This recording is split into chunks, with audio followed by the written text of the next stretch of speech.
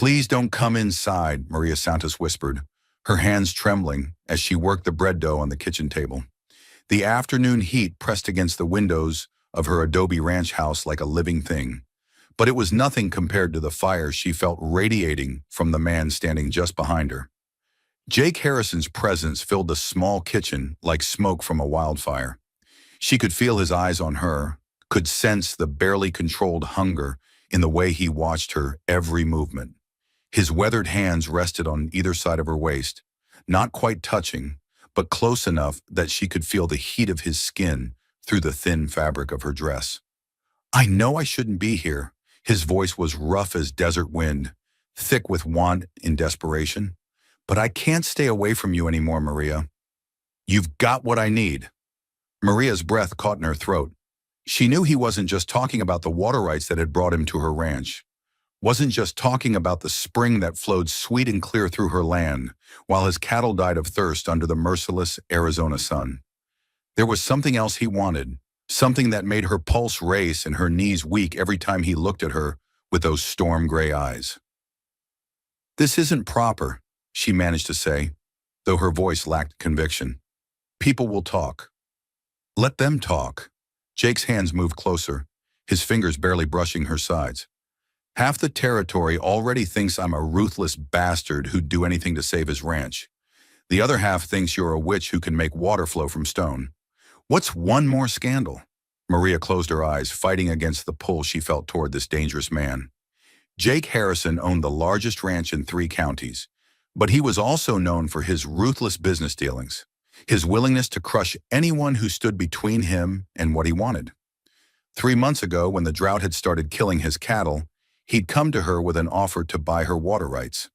When she'd refused, he'd tried intimidation, then legal pressure, then threats.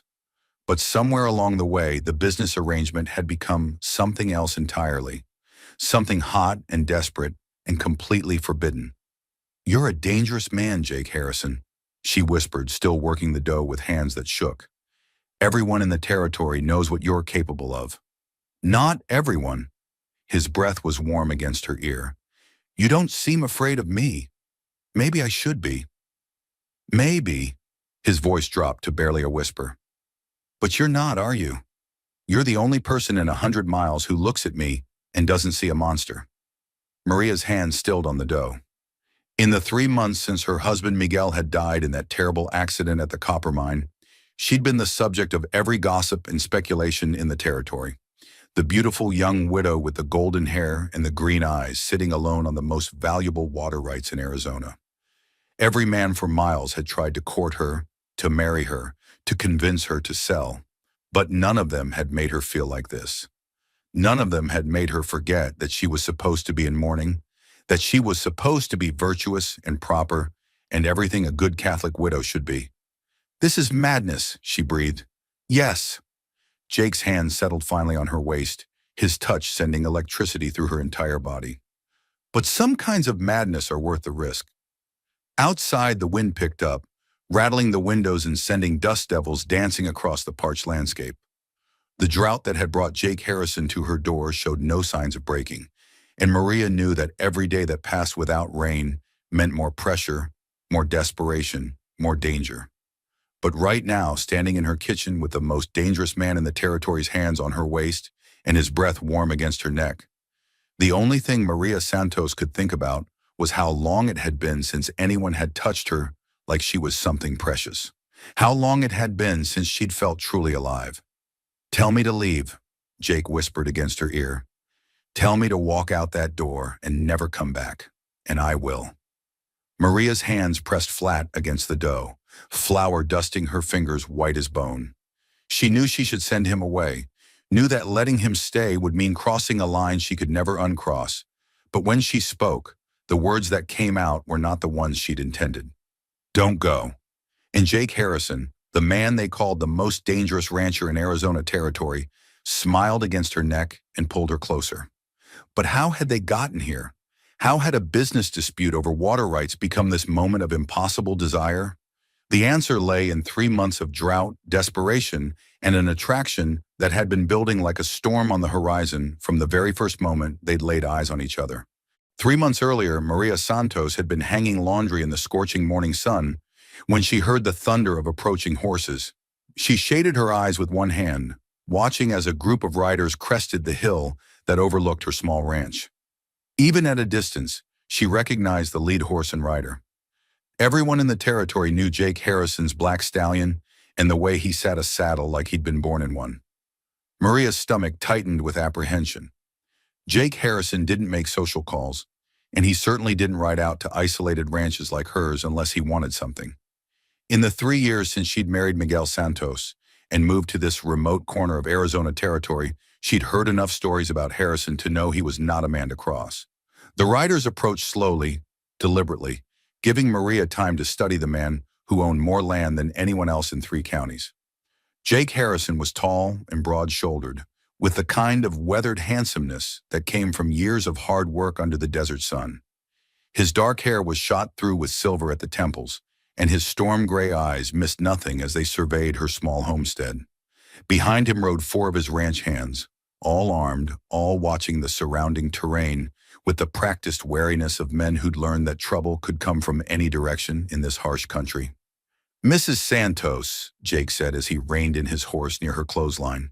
His voice was deep and smooth, with just a hint of the Texas drawl that marked him as a transplant to Arizona territory. "Beautiful morning." Maria dropped the sheet she'd been hanging back into the basket and smoothed her hands over her simple blue dress. "Mr. Harrison, this is unexpected." "I imagine it is." Jake dismounted with fluid grace, handing his reins to one of his men. "I was hoping we could have a conversation. Business matter that might be of mutual benefit." Maria's pulse quickened. She'd heard stories about Jake Harrison's business conversations, how he'd bought out 3 smaller ranchers in the past 2 years, always at prices well below what their land was worth. How those who refused to sell often found their cattle mysteriously dying, their wells running dry, their buildings catching fire in the night. "What kind of business?" she asked, keeping her voice steady despite the fear crawling up her spine. Jake's eyes swept over her property, taking in the modest adobe house Miguel had built, the small corral where her 2 horses stood watching the strangers, the vegetable garden she struggled to keep alive in the brutal heat. But when his gaze returned to her face, she saw something unexpected there. Not the cold calculation she'd expected, but something that might have been appreciation. "You've got something I need, Mrs. Santos. Something I'm willing to pay handsomely for." "And what would that be?" Jake gestured toward the sound of running water that came from the small creek behind her house. "Your water rights, specifically access to Santos Spring." Maria's heart sank. She'd known this day would come eventually. Santos Spring was the only reliable water source for miles around, fed by an underground stream that never seemed to run dry even in the worst droughts. It was the reason Miguel had chosen this particular piece of land, the reason they'd been able to survive here when other homesteaders had given up and moved on. "The spring isn't for sale, Mr. Harrison." Jake's expression didn't change, but something flickered in his eyes that might have been respect. "I haven't made you an offer yet." "It doesn't matter what you offer. That spring is the only thing keeping this ranch alive." "Mrs. Santos," Jake said, his voice taking on a patient tone that somehow made him seem more dangerous, not less. "I understand your attachment to this place. Your husband built something fine here. But let's be practical. You're a woman alone, trying to maintain a ranch in country that breaks men twice your size.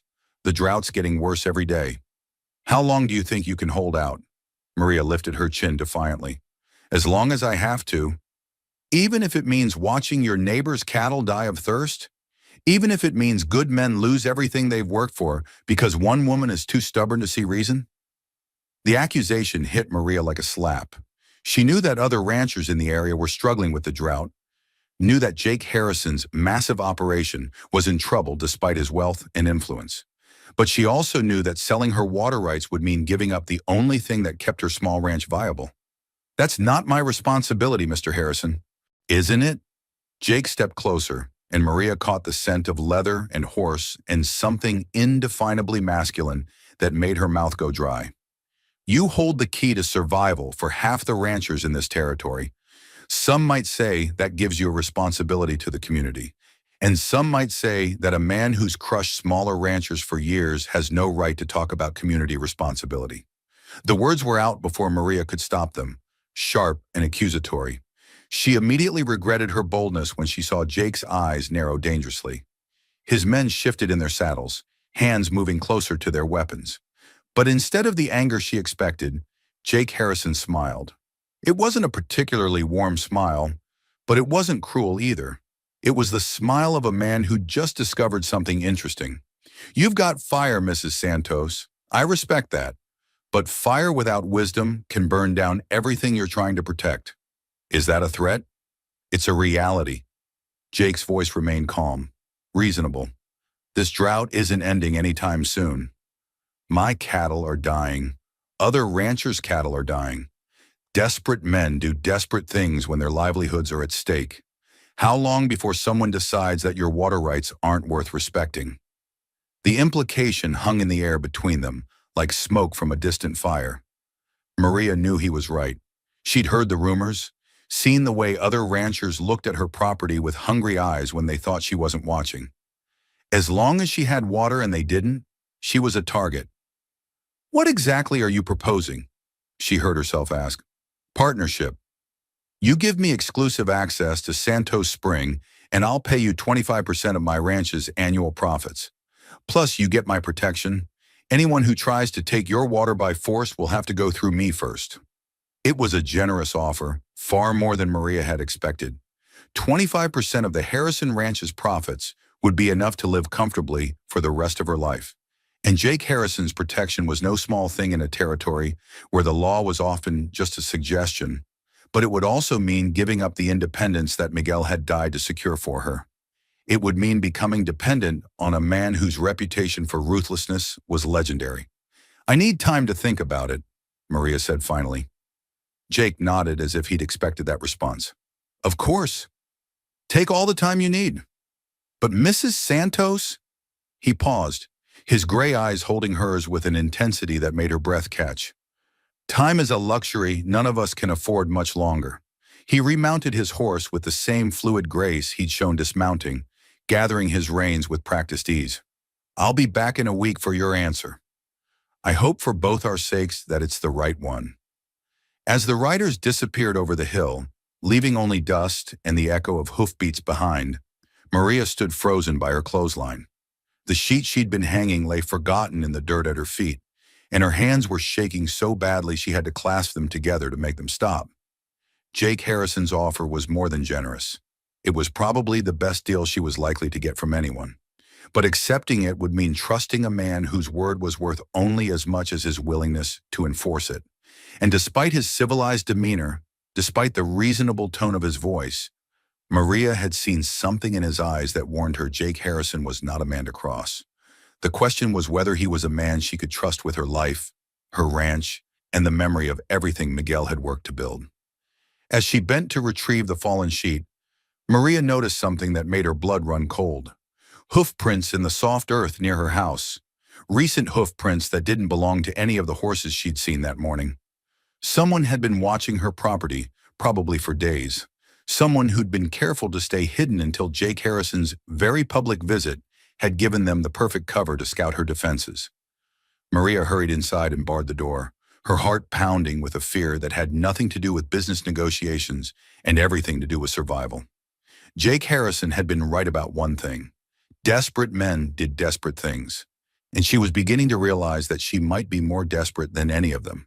The sound of gunshots shattered the pre-dawn silence, jolting Maria from the uneasy sleep she'd finally managed to find. She bolted upright in bed, her heart hammering against her ribs as more shots echoed across the desert.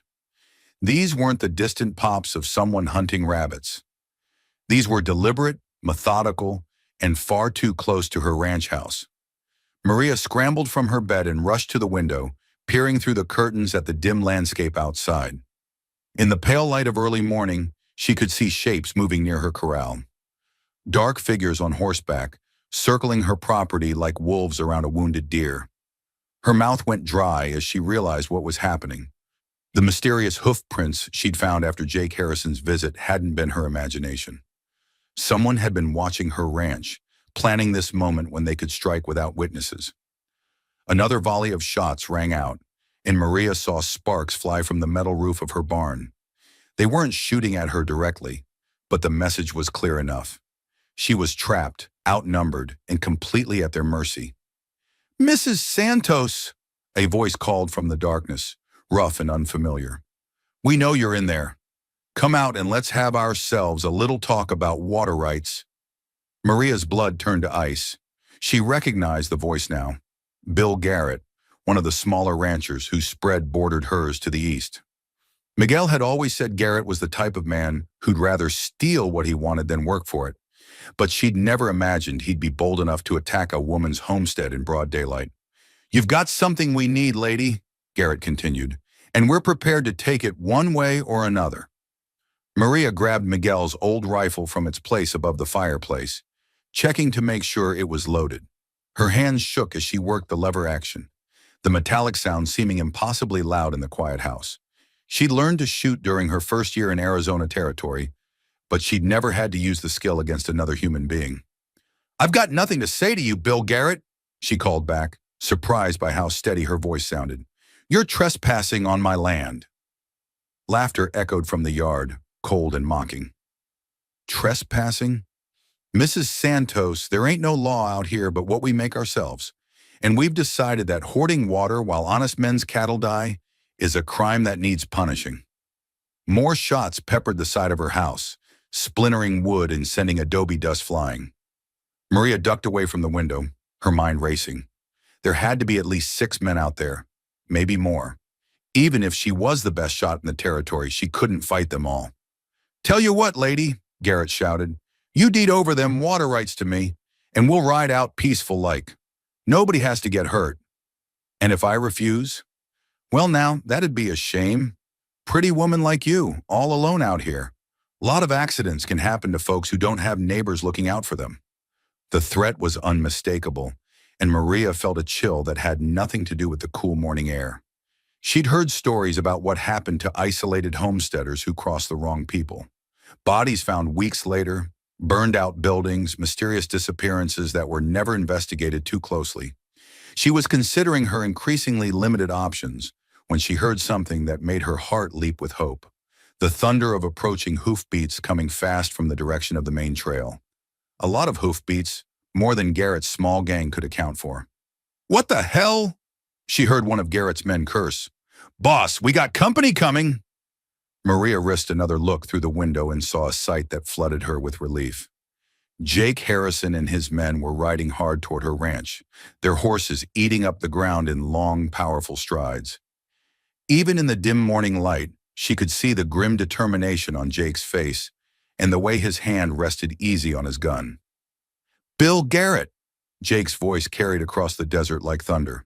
"Step away from that house and maybe I won't hang you from the nearest tree." There was a moment of tense silence, then Garrett's voice, no longer quite so confident. "This ain't your business, Harrison. We got a legitimate dispute with the lady." "The lady is under my protection." Jake reined in his horse about 50 yards from the house, close enough to be heard clearly, but far enough to have room to maneuver if shooting started. "That makes it my business." "Since when do you protect anybody but yourself?" "Since now." Jake's voice carried a deadly calm that made Maria shiver. "You've got exactly 1 minute to get off this property before I start collecting bounties on rustlers and claim jumpers." "You can't prove we're rustlers." "I don't have to prove anything, Bill. I just have to make sure there's nobody left to contradict my story." The casual way Jake discussed potential murder should have terrified Maria, but instead she felt a fierce surge of gratitude. Whatever Jake Harrison's faults, whatever ruthless things he'd done in the past, right now he was the only thing standing between her and disaster. "This ain't over, Harrison," Garrett snarled, but Maria could hear the retreat in his voice. "You can't protect her forever." "Try me." There was a long moment of tension, then the sound of horses moving away. Maria watched from her window as Garrett and his men rode off, but not before Garrett turned in his saddle to glare back at her house with undisguised hatred. Jake waited until the sound of hoofbeats had faded completely before dismounting and approaching her door. "Mrs. Santos?" You can come out now, they're gone. Maria set down the rifle with hands that were finally beginning to shake with delayed reaction. She unbarred the door and stepped onto her porch, suddenly aware that she was still in her nightgown with only a thin robe for modesty. Jake's gray eyes swept over her quickly, professionally, checking for injuries. Are you hurt? No, just scared. Maria pulled her robe tighter around herself. How did you know to come? I didn't. I was heading out to check on my northern pastures when I heard the shooting. Jake's expression was grim. Figured it might be related to our conversation yesterday. You think this was because I haven't given you an answer yet? I think this was because word's gotten around that you've got the only reliable water in 3 counties, and desperate men are starting to do desperate things. Jake looked toward the trail where Garrett had disappeared. Bill Garrett's been struggling for months.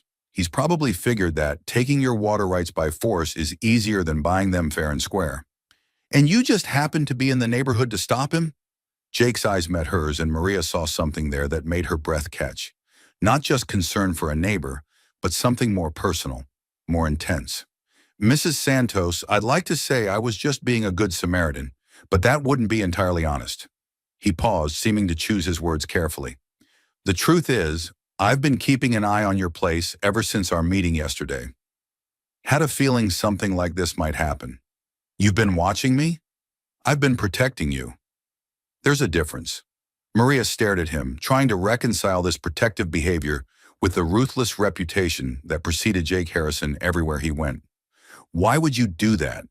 Because you've got something I need, and I prefer to conduct business with living partners. It was a practical answer, but the way Jake's eyes lingered on her face suggested there was more to it than simple business considerations. Maria felt heat rise in her cheeks under his intense gaze, suddenly very aware of how little she was wearing and how the morning light was probably making her thin robe nearly transparent. I should get dressed, she said quickly. That would probably be wise. Jake's voice was rougher than it had been a moment before. But Mrs. Santos, we need to talk. What happened here this morning is just the beginning. Garrett's not going to give up, and he's not the only one who's been eyeing your water rights. Maria nodded, though the thought of more confrontations made her stomach clench with dread. Give me a few minutes to make myself presentable. Take all the time you need. My men and I will keep watch. As Maria turned to go back inside, Jake's voice stopped her. Mrs. Santos? What you did this morning, standing up to Garrett's men with just a rifle and determination, that took real courage. I didn't have much choice. There's always a choice. You could have surrendered, given them what they wanted. A lot of people would have. Jake's gray eyes held hers steadily. But you didn't.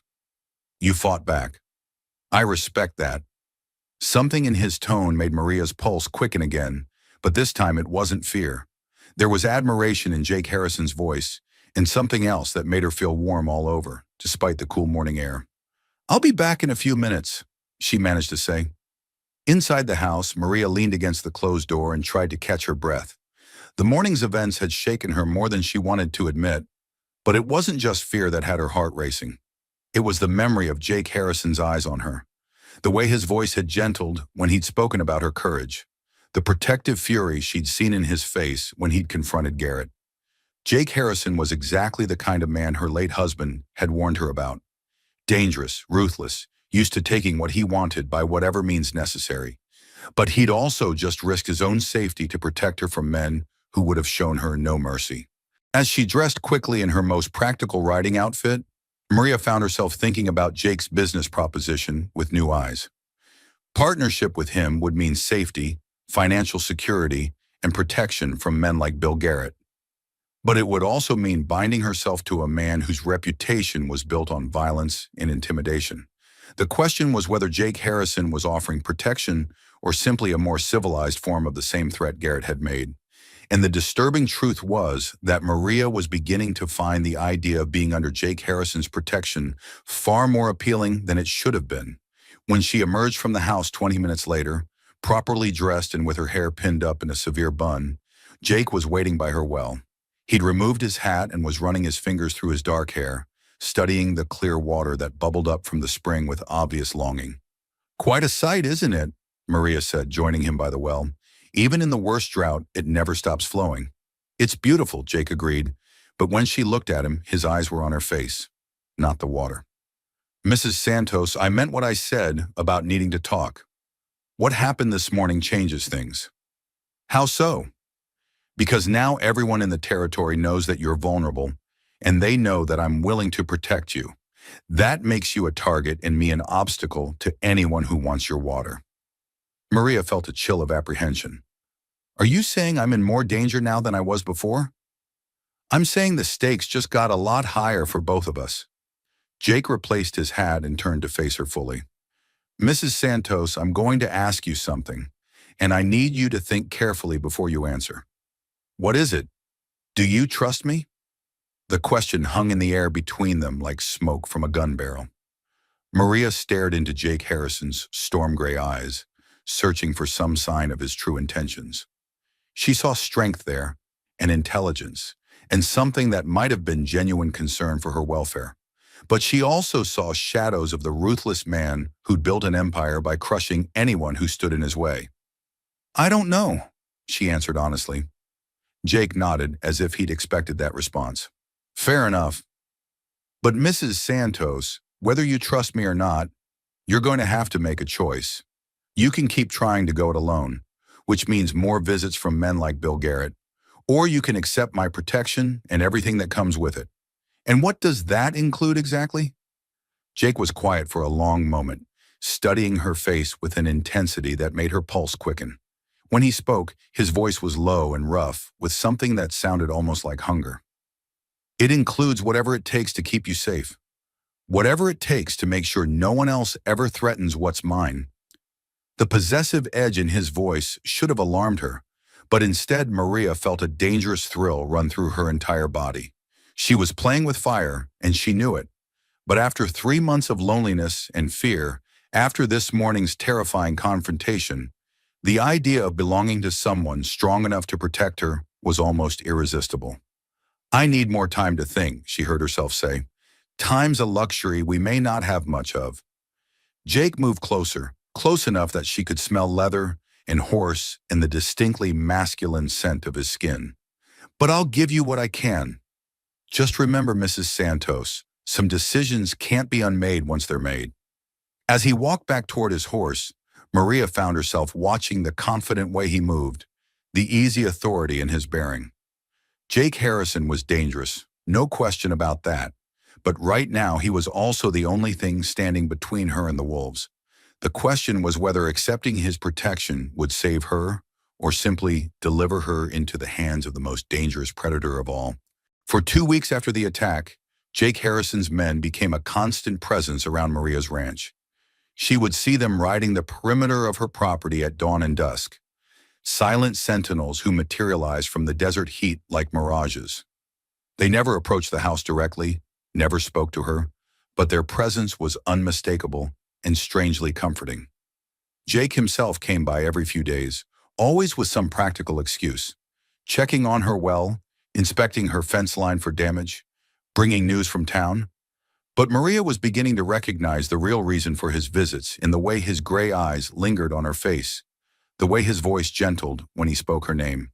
The tension between them was building like pressure in a boiler, ready to explode at any moment. On this particular afternoon, the heat was so oppressive that even the desert creatures had sought shelter. The sun blazed down from a cloudless sky, turning the air into something thick and shimmering. Maria had been trying to repair a broken section of fence near her corral when she heard the familiar sound of Jake's horse approaching. She straightened up, wiping sweat from her forehead with the back of her hand, and turned to watch him ride into her yard.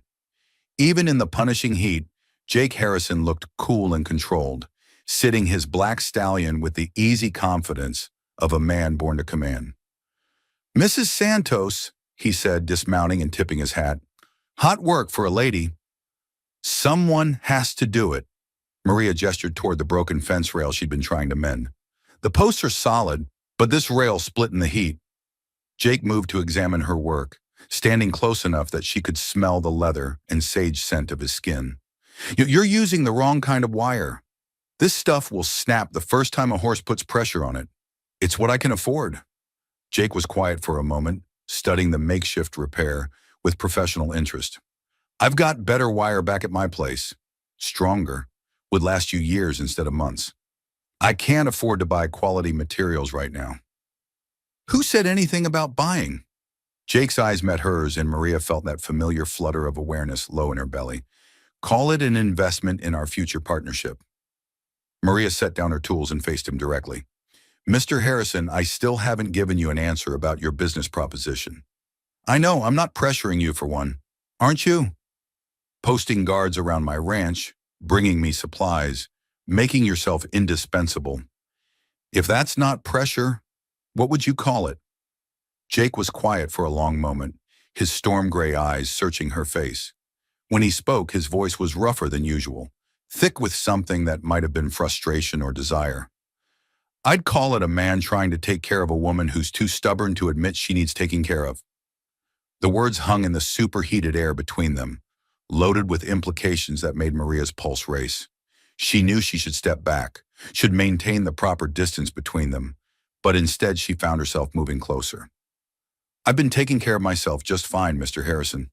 Have you? Jake's voice dropped to almost a whisper. When's the last time you had a decent meal?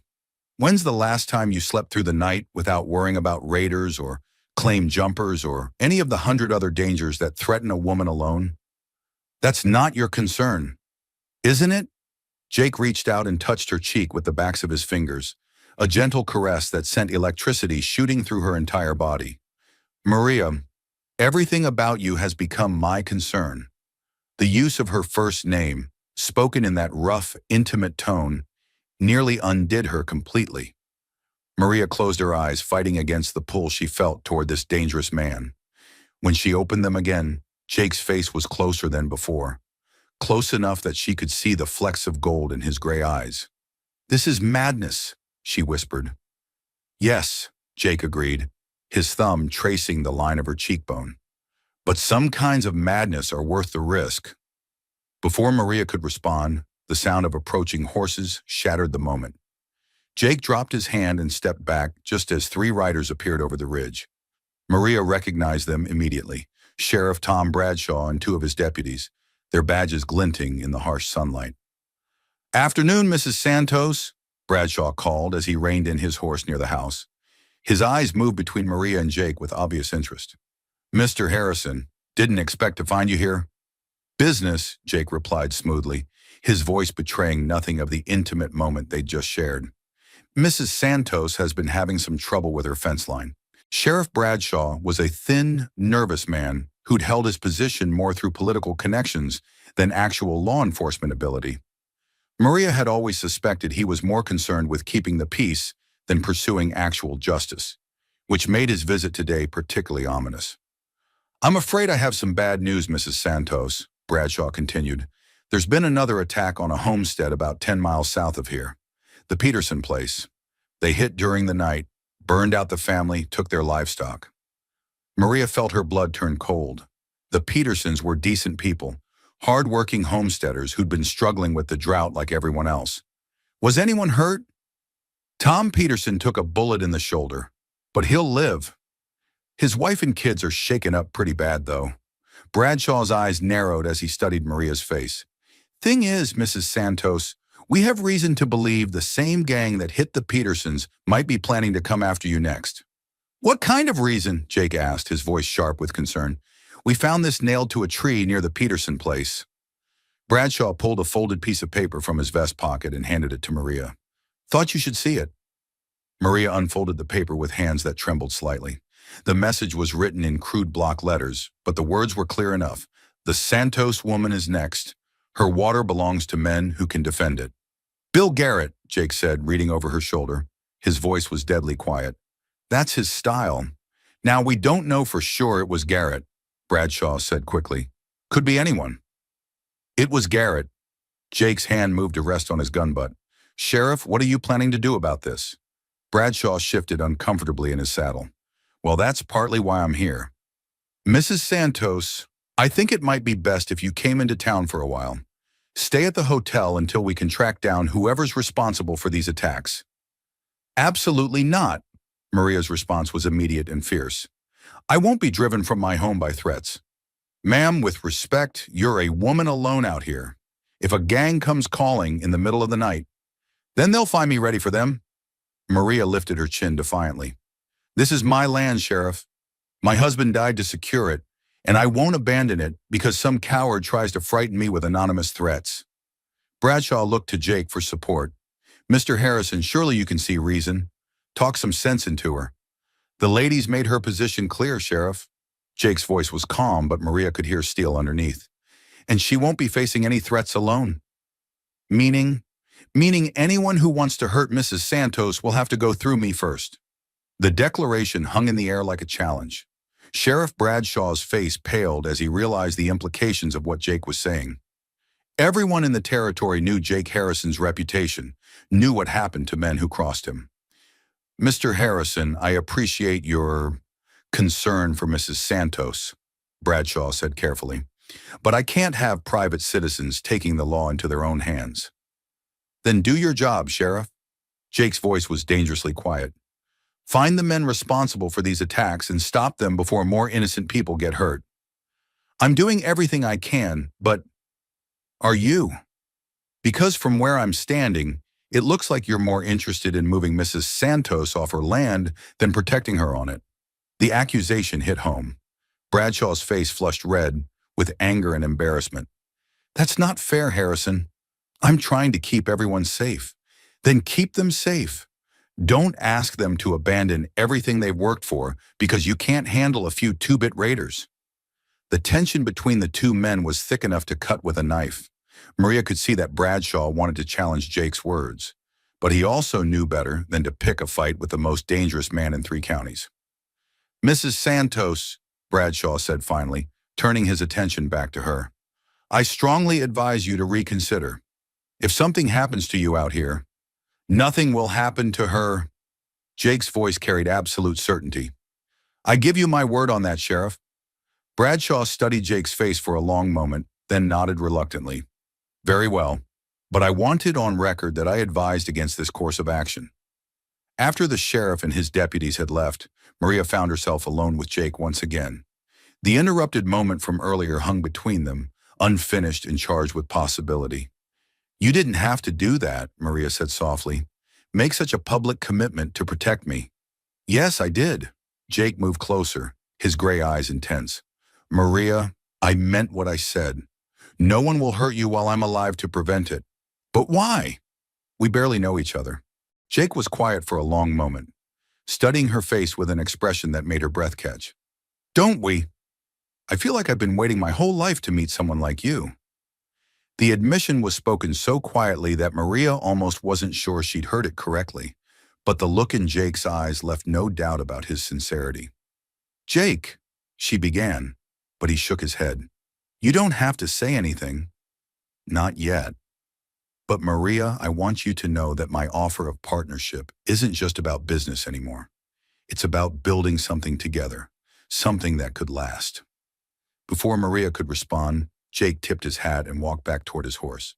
"I'll have some of my men bring that wire by tomorrow. And Mrs. Santos, lock your doors tonight. Keep that rifle close." As Jake rode away, Maria stood frozen in her yard, her heart racing and her mind spinning with possibilities. The threat from Bill Garrett was real and growing more dangerous by the day. But somehow, the most terrifying thing wasn't the possibility of attack. It was the way Jake Harrison's words had made her feel. The way his touch had awakened something inside her that she'd thought died with Miguel. The way she was beginning to want things that a proper widow shouldn't want. That night, as Maria lay in her bed, listening to every sound outside her window, she found herself thinking not about raiders or water rights or business propositions.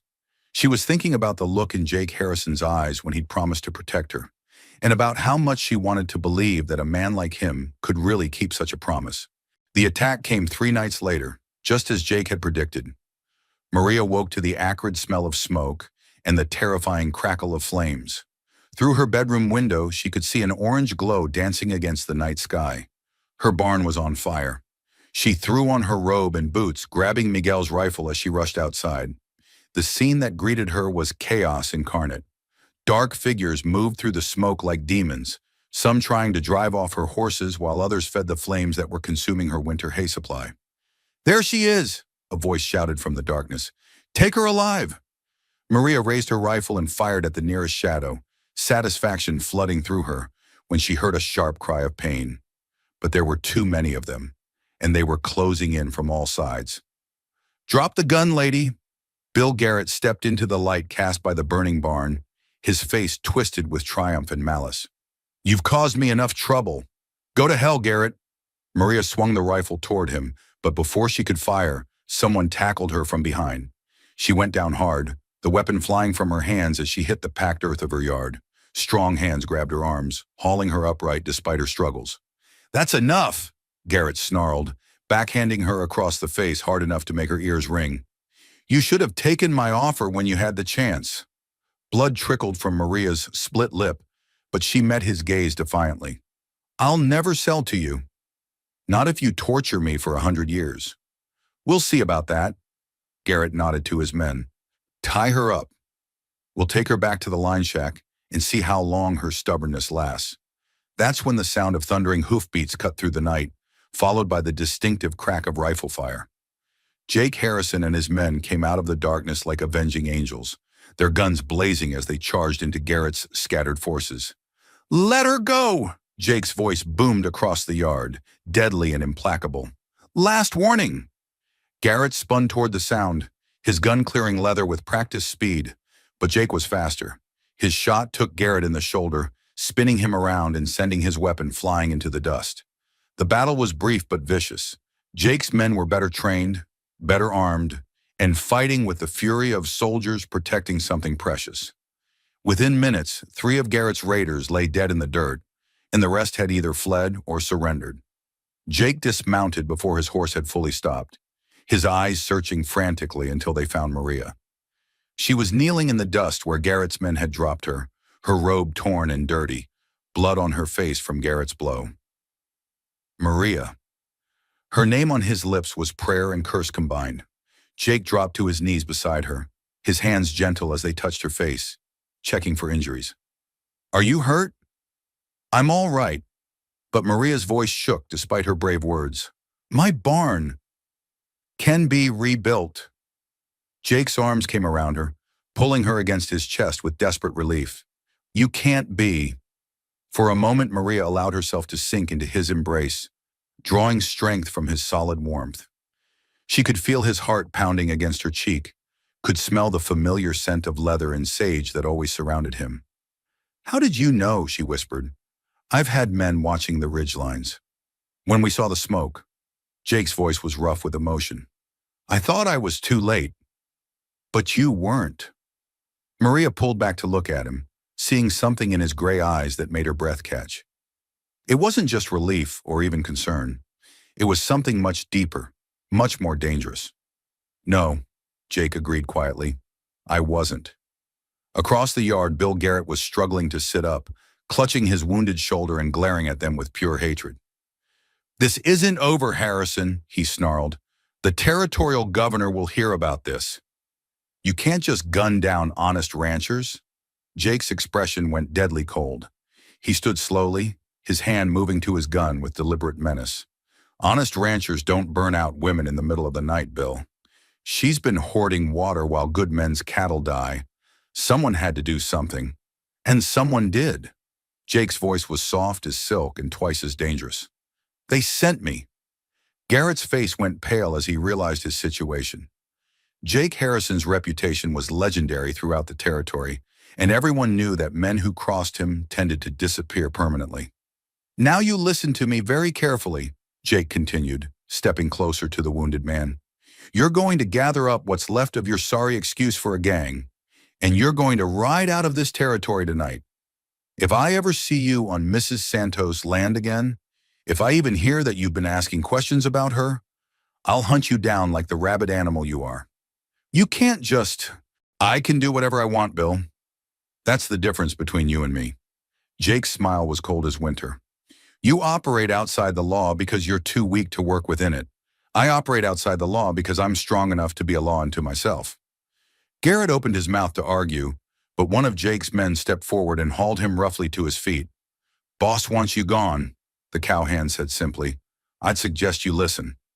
As Garrett and his remaining men limped away into the darkness, Jake turned his attention back to Maria. The barn was still burning, but his men were already organizing a bucket brigade to keep the flames from spreading to other buildings. Come on, Jake said gently, offering Maria his hand. Let's get you inside and cleaned up. Maria allowed him to help her to her feet, acutely aware of how her torn robe revealed more than it concealed. Jake's eyes swept over her quickly, professionally, but she didn't miss the way his jaw tightened when he saw the extent of her dishevelment. Inside the house, Jake guided her to a chair by the kitchen table and began gathering supplies to tend her injuries. His movements were efficient, gentle, and Maria found herself watching his hands as he dampened a cloth and approached her with careful deliberation.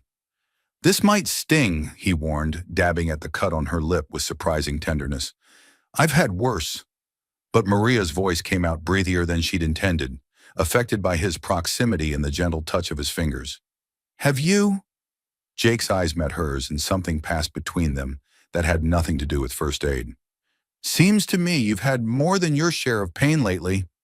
That's not your fault, isn't it? Jake set down the cloth and cupped her face in his hands, his thumbs tracing her cheekbones with exquisite care. If I'd been faster to act, if I'd eliminated the threat earlier. You can't protect the whole world, Jake. I don't want to protect the whole world. His voice was rough with emotion.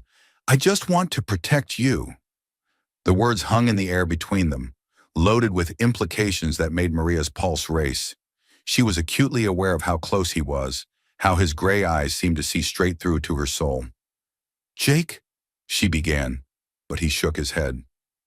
I know what you're going to say, that this is improper, that people will talk, that you're still in mourning. His thumbs continued their gentle caress of her skin. But Maria, I can't pretend anymore that this is just about business. What is it about then? U.S. This thing that's been building between us since the day we met. Jake leaned closer, his forehead almost touching hers. I'm tired of fighting it. Maria closed her eyes, struggling against the pull she felt toward this dangerous, complicated man. When she opened them again, Jake's face was so close she could feel his breath on her lips. This is madness, she whispered. Then let's be mad together. Before Maria could protest, before she could think of all the reasons this was a terrible idea, Jake's lips found hers. The kiss was gentle at first, almost hesitant, as if he was giving her a chance to pull away. But Maria didn't pull away. Instead, she found herself kissing him back with a hunger that surprised them both. Her hands fisted in his shirt, pulling him closer as months of suppressed desire finally found expression. When they finally broke apart, both were breathing hard. Jake rested his forehead against hers, his eyes closed as if savoring the moment. Maria, he whispered her name like a prayer. I know this is wrong, she said softly. I know I should send you away. But you're not going to. It wasn't a question, and Maria found she couldn't deny it. No, I'm not. Jake's smile was slow and devastating. Good, because I wasn't going to leave anyway. What does that mean? It means I'm not taking any more chances with your safety. It means I'm staying here tonight and every night until this threat is permanently eliminated. The declaration should have alarmed her, but instead Maria felt a thrill of anticipation run through her entire body. The idea of Jake Harrison in her house, protecting her through the dark hours of night, was both terrifying and exhilarating. People will talk. Let them talk. Jake's hand moved to cup the back of her neck, his fingers tangling in her hair. After tonight, after what almost happened, I don't care what anyone says. And what about my reputation? What about it?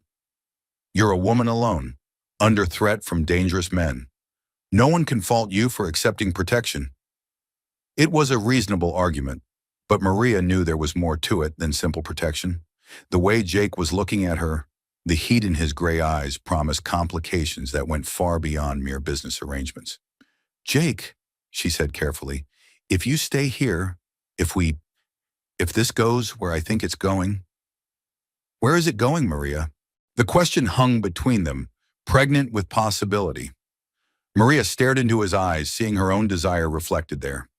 She thought about the loneliness of the past 3 months, the fear, the constant struggle to survive on her own.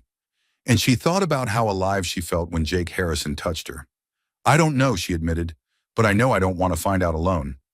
Jake's smile was answer enough. "Then you won't have to." Outside, his men were finishing their work on the barn fire, calling out that the flames were finally under control.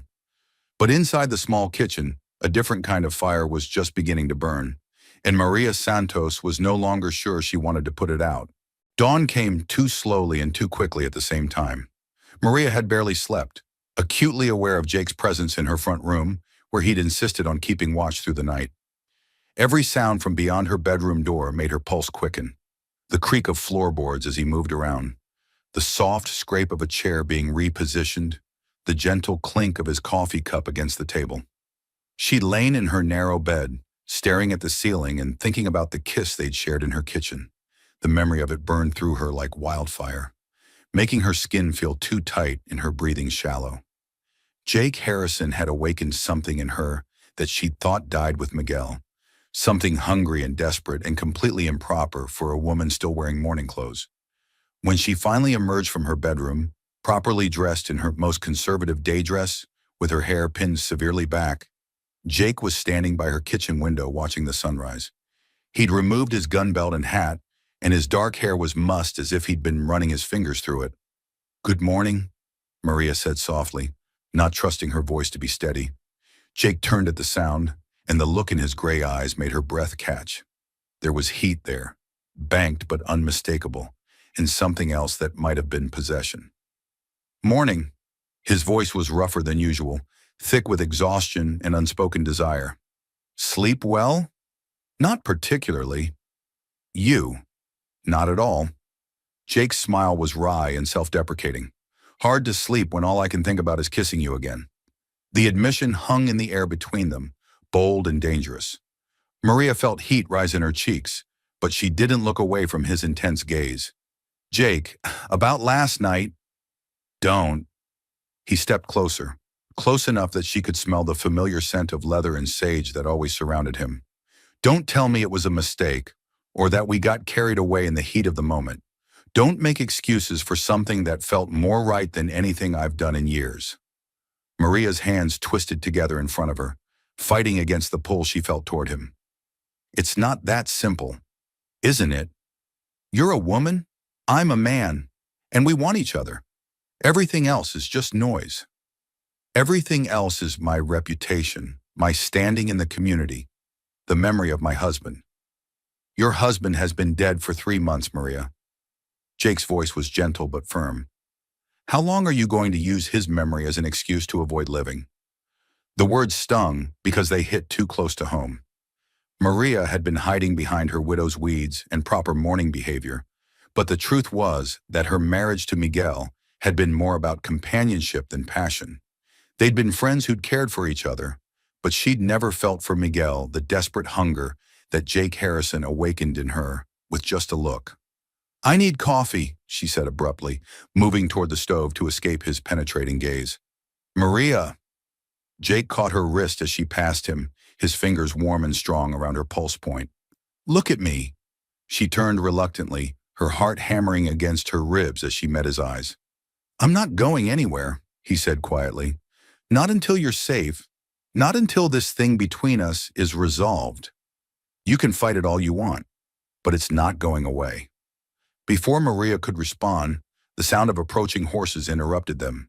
Jake immediately tensed, his hand moving instinctively toward his gun belt, even as he positioned himself protectively between Maria and the door. "Expecting anyone?" he asked tersely. "No." Maria peered through the window and recognized the riders. "It's Sheriff Bradshaw and Judge Morrison." Jake's expression darkened. Judge Morrison was known throughout the territory as a man who could be bought, and his presence here so early in the morning was ominous. The sheriff dismounted first, his nervous demeanor even more pronounced than usual. Judge Morrison followed, a portly man in expensive clothes who surveyed Maria's property with obvious disapproval. "Mrs. Santos," Bradshaw called out, "we need to speak with you. Official business." Maria opened the door but didn't invite them inside. What kind of official business, Sheriff? The kind that involves harboring dangerous criminals and disturbing the peace, Judge Morrison interjected, his voice pompous and condescending. Mrs. Santos, it's come to our attention that you've been entertaining men of questionable character on your property. Jake stepped into view behind Maria, his presence immediately commanding attention. Your Honor, Sheriff, beautiful morning for a ride. Mr. Harrison, Morrison's voice cooled noticeably. I might have known you'd be involved in this sordid affair. What affair would that be, Judge? The affair between you and Mrs. Santos, of course. The entire territory is talking about it. Maria felt her face burn with embarrassment and anger. There is no affair, Judge Morrison. Isn't there? A respectable widow doesn't entertain unmarried men overnight, Mrs. Santos. Such behavior calls into question your moral character, and by extension, your fitness to own property in this community. The threat was barely veiled, and Maria felt her temper flare. My moral character is none of your business, Judge. On the contrary, it's very much my business when it affects property values and community standards. Morrison's smile was cold and calculating. Mrs. Santos, I'm here to offer you a solution to your current difficulties. What kind of solution? Marriage. To a respectable gentleman who can provide proper guidance and protection.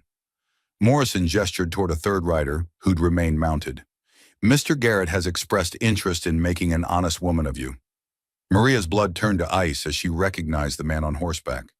It wasn't Bill Garrett, but his younger brother Carl, a man with an even worse reputation for violence and cruelty. Absolutely not, Maria said firmly.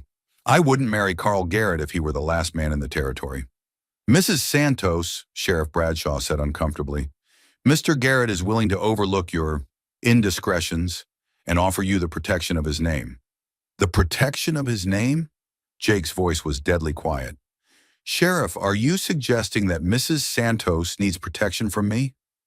I'm suggesting that a woman living alone with a man of your reputation presents certain complications. Such as? Morrison stepped forward, his expression smugly triumphant. Such as her current living arrangement being declared immoral and her property being seized by the territorial government for the good of the community. The threat hit Maria like a physical blow. They could actually do it, declare her an unfit property owner, and force a sale. It was a common enough practice when territorial authorities wanted to remove undesirable elements from a community.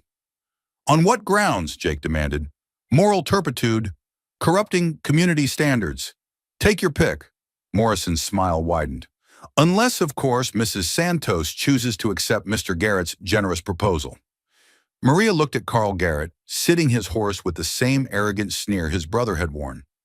Marrying him would be a living death, subjecting herself to a man whose idea of proper treatment for women involved fists and intimidation. I need time to consider this, she said finally. Time is a luxury you don't have, Mrs. Santos, Morrison replied. Mr. Garrett's offer expires at sunset today. After that, I'll have no choice but to proceed with seizure proceedings. As the three men rode away, leaving Maria and Jake alone with the terrible ultimatum, the silence stretched between them like a chasm. Maria sank into a chair, overwhelmed by the impossible choice she faced. There has to be another way, she whispered. Jake was quiet for a long moment, his expression thoughtful. When he spoke, his voice was calm and determined. There is another way. What? Marry me instead. The words hung in the air like a thunderclap. Maria stared at him, certain she'd misheard. What did you say? Marry me, Maria. Today, right now. Jake knelt beside her chair, taking her hands in his. Morrison wants you respectably married? Fine. We'll give him respectable. But you'll be my wife, not Carl Garrett's victim. Jake, we barely know each other. We know enough. We know that we want each other, that we can build something good together. His gray eyes held hers steadily, and we know that any alternative is unthinkable. Maria's mind reeled with the implications. Marriage to Jake Harrison would solve her immediate problems, but it would also bind her to a man whose reputation for danger was legendary. Yet the alternative, losing everything to Carl Garrett's brutal ownership, was infinitely worse. Are you proposing a marriage of convenience? She asked carefully. Jake's smile was slow and devastating. Mrs. Santos, there would be nothing convenient about being married to you. But if that's what it takes to keep you safe, to keep you mine, then yes, I'm proposing. The possessive edge in his voice sent heat shooting through Maria's entire body. She looked into his eyes and saw not just desire, but something deeper, something that might eventually become love if given the chance to grow. What about your reputation? Your business, marrying a woman under these circumstances? Let me worry about my reputation. Jake's hands tightened around hers. Maria, I can't promise you a conventional marriage. I can't promise that people won't talk or that it will be easy, but I can promise that you'll never have to face anything alone again. The offer was both salvation and temptation, wrapped in one dangerous package. Maria thought about the loneliness of the past 3 months, the constant fear, the struggle to survive on her own. And she thought about how alive Jake made her feel, how his touch awakened hunger she'd never known she possessed. If we do this, she said slowly, if we marry, what happens afterward? Afterward, we see where this thing between us leads. Maybe it leads to love. Maybe it leads to partnership. Maybe it leads to something neither of us expected. Jake brought her hands to his lips, pressing gentle kisses to her knuckles. But whatever it leads to, we face it together. The sound of approaching hoofbeats interrupted them again, but this time it was one of Jake's men, with news that would change everything. Boss, the cowhand called urgently. You need to hear this. Carl Garrett's been bragging in town that Mrs. Santos is going to be his wife by sunset. Says he's already got the preacher lined up and the papers drawn. Jake's expression went deadly cold. Does he now? There's more. He's been telling folks that once he's her husband, he'll have legal claim to the water rights, plans to sell them to the highest bidder, and use the money to expand his own operation. The news hit Maria like a physical blow. Carl Garrett didn't want her. He wanted her land and water. The marriage proposal was just another form of theft, dressed up in legal paperwork. Well, Jake said, standing and reaching for his gun belt, I guess that settles it. He turned to Maria with determination blazing in his gray eyes. Mrs. Santos, we're getting married. Right now. And despite everything, the danger, the scandal, the complete upheaval of her carefully ordered life, Maria found herself nodding. Yes, she whispered, let's get married. Because sometimes when faced with impossible choices, the only rational response was to choose the most irrational option of all. And Jake Harrison, for all his dangerous reputation, was definitely the most irrational choice she could make. But as he pulled her into his arms and kissed her with desperate hunger, Maria realized that sometimes irrational choices were the only ones worth making. The wedding ceremony was a hastily arranged affair in Judge Morrison's own chambers, with the man's obvious displeasure making the proceedings feel more like a sentencing than a celebration. Jake's grip on Maria's hand was firm and reassuring throughout the brief vows, his gray eyes never leaving her face as they promised to honor and protect each other until death parted them. When the judge pronounced them husband and wife, Jake's kiss was gentle but possessive, a public claim that left no doubt about his intentions. Maria felt the heat of it all the way to her toes, despite the hostile audience surrounding them. Well, Judge Morrison said sourly as he filed the marriage certificate, I suppose this arrangement is adequate. More than adequate, Your Honor, Jake replied smoothly. It's exactly what Mrs. Harrison needs. Mrs. Harrison. The name sent a thrill through Maria that she tried to hide, but she saw Jake's slight smile and knew he'd noticed her reaction. Carl Garrett stormed out of the courthouse without a word, his face purple with rage. His plan to steal Maria's water rights through forced marriage had been thwarted, but Maria knew this wouldn't be the end of his schemes. The ride back to her ranch, their ranch now, she supposed, was conducted in charged silence. Jake rode beside her, close enough that their knees occasionally brushed, sending sparks of awareness through her entire body. Every accidental touch reminded her that they were married now, that the barriers between them had been officially removed. That didn't make crossing them any less terrifying. Back at the ranch, Jake's men had worked throughout the day to repair the damage from the previous night's attack. The barn was a total loss, but they'd managed to save most of the outbuildings and had already begun clearing away the debris. Mrs. Harrison, one of the cowhands, tipped his hat respectfully. "Congratulations on your wedding, ma'am." "Thank you, Charlie." Maria was still getting used to her new name, but she had to admit it felt right on her lips. As evening approached, Jake's men gradually dispersed to their own quarters or back to the main ranch, leaving Jake and Maria alone in the house that was now officially theirs. The silence between them stretched taut with unspoken possibilities. "Are you hungry?" Maria asked, needing something to do with her hands. "I could prepare supper." "That would be nice." Jake's voice was carefully neutral, but Maria could feel his eyes on her as she moved around the kitchen. She decided to make bread, partly because they needed it and partly because the familiar rhythm of kneading dough might calm her nerves. But as she worked the flour and water into a smooth mass, she became increasingly aware of Jake watching her every movement. "You don't have to hover," she said without looking up. "I'm not going to disappear." "I know." Jake moved closer until he was standing directly behind her. "I just like watching you work." Maria's hands stilled on the dough as she felt the heat of his body along her back. He wasn't quite touching her, but he was close enough that she could smell his familiar scent of leather and sage. "Jake," she began, but her voice came out breathier than intended. "Tell me about your first marriage," he said quietly. "Were you happy?" The question caught her off guard. "Why do you want to know?" "Because I want to know what I'm competing with. What Miguel gave you that I need to live up to." Maria resumed kneading, using the repetitive motion to calm her racing pulse. "Miguel was a good man, kind, gentle, hard-working. We were comfortable together." "Comfortable?" Jake's voice held a note she couldn't identify. "That's not the same as happy." "It was enough. Was it?" Jake moved even closer, his chest almost touching her back. "Did he make your pulse race? Did he make you forget everything else when he touched you?" Maria's hands trembled on the dough. That's not what marriage is about." "Isn't it?" Jake's hands settled on her waist, warm and strong through the fabric of her dress. "Then what is it about, Maria?" "Companionship, mutual respect, building a life together." But even as she said the words, they sounded hollow compared to the fire Jake's touch awakened in her. "And passion? Desire? The kind of hunger that makes you ache when you're apart?" "Jake, please." "Please what?" "Please stop telling you the truth." His voice was rough with emotion.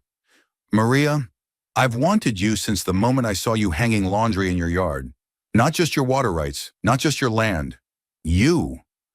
Maria closed her eyes, fighting against the pull she felt toward him. "This is madness." "Then let's be mad together." Jake's breath was warm against her ear. "We're married now. There's nothing improper about a husband wanting his wife. But this isn't a real marriage. It's a business arrangement, a convenience." "Is it?" Jake's hands tightened on her waist, turning her around to face him. "Because it doesn't feel like convenience to me." Maria found herself trapped between the kitchen table and Jake's solid warmth, her flour-dusted hands pressed against his chest. His gray eyes were dark with hunger and something deeper, something that made her breath catch. "What does it feel like?" she whispered. "Like coming home after years of wandering. Like finding something I didn't know I was looking for." Jake's hands moved to cup her face, his thumbs tracing her cheekbones with exquisite gentleness. "Like the answer to every prayer I never had the courage to say." The confession hit Maria like a physical blow. She'd expected desire, expected the practical arrangement they discussed. She hadn't expected this raw honesty, this vulnerability from a man whose reputation was built on strength and ruthlessness. "Jake, I know you didn't marry me for love. I know you married me for protection, for security, for all the practical reasons a woman alone needs a husband." His voice was steady despite the emotion in his eyes. "But I'm hoping that maybe in time, you could feel something more than gratitude." Maria stared into his face, seeing past the dangerous reputation to the man underneath, the man who'd risked his life to protect her, who'd married her to save her from a fate worse than death, who was now offering her his heart with no guarantee she'd accept it. "I already do," she whispered. Jake went very still. What? Feel something more than gratitude. Maria's hands moved to cover his where they cupped her face. Jake, you terrify me. Not because I think you'll hurt me, but because of how you make me feel. Like I'm someone worth protecting, worth cherishing, worth wanting. You are all of those things and more. I don't know how to be the kind of wife a man like you deserves. Jake's smile was soft and devastating. Just be yourself, Maria. That's all I've ever wanted. When he kissed her this time, it was different from their desperate embrace the night before. This kiss was slower, deeper, full of promise and possibility. Maria melted into him, her hands fisting in his shirt as she kissed him back with all the hunger she'd been trying to suppress. Please don't come inside, she whispered against his lips, echoing the words that had started their journey together. Why? Jake's voice was rough with desire. Because if you do, I won't want you to leave. Then maybe I won't. His hands moved to her hair, pulling out the pins that held it in its severe bun. Golden waves tumbled around her shoulders, and Jake buried his fingers in the silky mass. Maybe this is exactly where I belong. Maria knew she was at a crossroads. She could pull away, insist on maintaining the fiction that this was just a business arrangement. Or she could surrender to the fire that had been building between them since the day they met. This changes everything, she whispered. I know. Jake's forehead rested against hers. Are you afraid? Terrified. Good. So am I. His smile was wry and honest. But I'd rather be terrified with you than safe with anyone else. The simple declaration was Maria's undoing. All her carefully maintained barriers crumbled as she pulled Jake down for another kiss.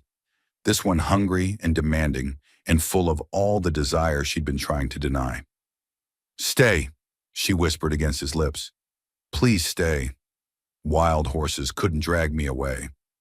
As Jake lifted her onto the kitchen table, scattering flour and forgotten bread dough, Maria realized that sometimes the most dangerous choices were also the most necessary ones. She'd married Jake Harrison to save her ranch, but somewhere along the way, he'd saved something far more precious. He'd saved her heart. Outside, the desert wind howled around their small house. But inside, Maria and Jake Harrison began building something that would prove stronger than any storm. A love forged in fire and tempered by trust. And if the bread burned while they were otherwise occupied, well, some things were more important than perfectly timed baking. Some things were worth every risk in the world. 6 months later, Maria Harrison stood on the porch of their expanded ranch house, one hand resting on her growing belly as she watched her husband work with the horses in the corral. The sight still made her heart skip a beat, even after months of marriage. Jake had been true to his word in every way that mattered. He'd protected her, cherished her, and loved her with a passion that still took her breath away. Their water rights had been secured through legal channels, their ranch had prospered, and Carl Garrett had mysteriously decided to relocate to California after a pointed conversation with Jake about the benefits of distant travel.